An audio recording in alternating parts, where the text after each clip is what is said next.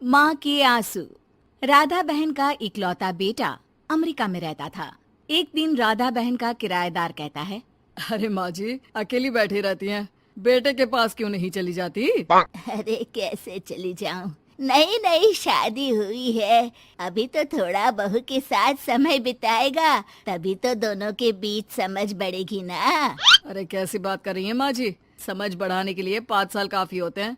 5 साल की शादी को कोई नई शादी नहीं कहता। हाँ वो तो है। आया था पिछले साल उसका फोन, पूछ रहा था कैसी हो, पर अब तो काफी साल हो गए, कोई फोन भी नहीं आता। तभी फोन की बेल बजती है। लो 100 साल की उम्र है, आ गया मेरे मयंक का फोन। अच्छा, कैसे पता कि ये फोन उसी का है? अरे कैसे पता नहीं चलेगा, माँ हूँ मैं। अरे रहने दो माँ जी, 1 साल से जिसका फोन नहीं आएगा वो अब क्या करेगा? होता भी वही है। फोन पर मयंक है। कैसी हो माँ? अरे बेटा, तेरी आवाज सुन ली, अब तो मौत भी क्यों ना आ जाए, बहुत याद आती है बेटा। माँ मैं वो ऑफिस में था।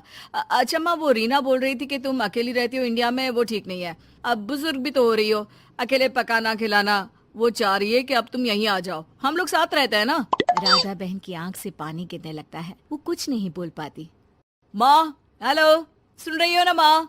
हाँ बेटा, तेरे साथ रहूंगी, सुबह शाम तुझे देखूंगी, और क्या जीवन में है तेरे पापा के जाने के बाद। तभी बीच में बेटा माँ को रोक देता है। हाँ हाँ ठीक है माँ, तो मैं आता हूँ अगले हफ्ते तुम्हें लेने के लिए। राधा बहन को तो मानो बुढ़ापे में किसी ने पंख दे दिए हो। उड़ी जा रही थी पूरे मोहल्ले में।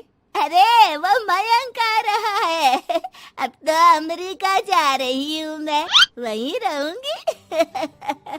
अच्छा है मौसी, आपका जीवन देखकर तो मुझे भी रोना आ जाता था। कोई बात नहीं मौसी, देर से ही सही, सब अच्छा होने वाला है अब। राधा बहन दौड़ दौड़ कर सामान ला रही थी। अरे इतना सामान तो 2 साल में भी कभी नहीं खरीदा जो 2 दिन में लिए जा रही हो मौसी। अरे बेटा आ रहा है ना अमेरिका से। अच्छा अच्छा, तो पकवान बनाने की तैयारी चल रही है? हाँ बिल्कुल, उसको बेसन के लड्डू बहुत पसंद है।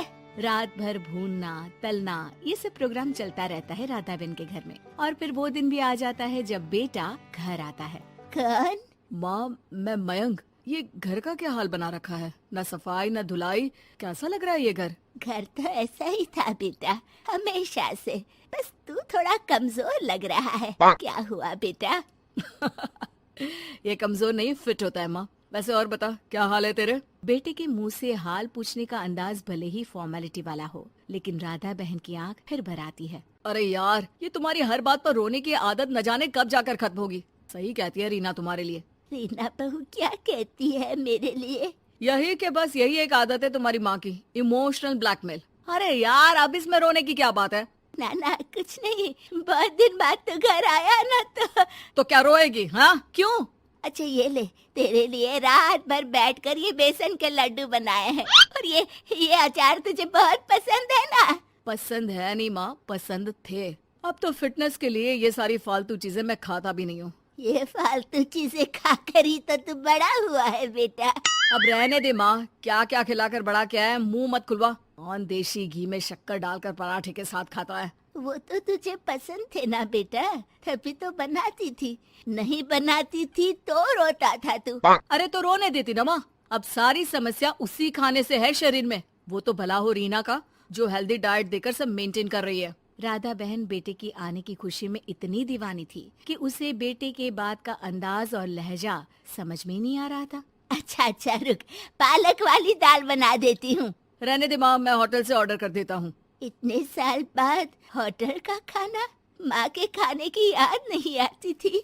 अरे माँ, फिर इमोशनल डायलॉग, प्लीज माँ। अच्छा सुन, बहुत कम वक्त है हम लोगों के पास, जल्दी जल्दी सारी पैकिंग कर ले। और हाँ, इस घर को बेचना होगा। कैसी बात कर रहा है? तेरे पापा और मैंने एक एक पाई जोड़कर इस मकान को बनाया था। हाँ पर तू जा रही है ना, फिर कौन मेंटेन करेगा? कैसे क्या होगा माँ, मैं तो अब इंडिया आऊंगा भी नहीं। बेटा तो सो जाता है, लेकिन माँ घर का एक एक कोना घूम घूम कर देखती है।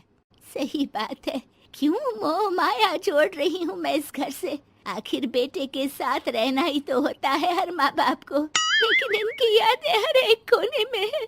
खैर, औने पौने दामों में घर को बेच बेटा और माँ एयरपोर्ट के लिए रवाना हो जाते हैं। माँ यहीं बैठ, मैं अभी आया। नहीं नहीं बेटा, मैं साथ रहूंगी, पहली दफा आ रही हूँ ना। अरे माँ, टिकट, बोर्डिंग, सामान, चेक इन, 10 काम है, करके आ रहा हूँ ना। ठीक है, जल्दी आ जाना, यहाँ घबराहट होती रहेगी।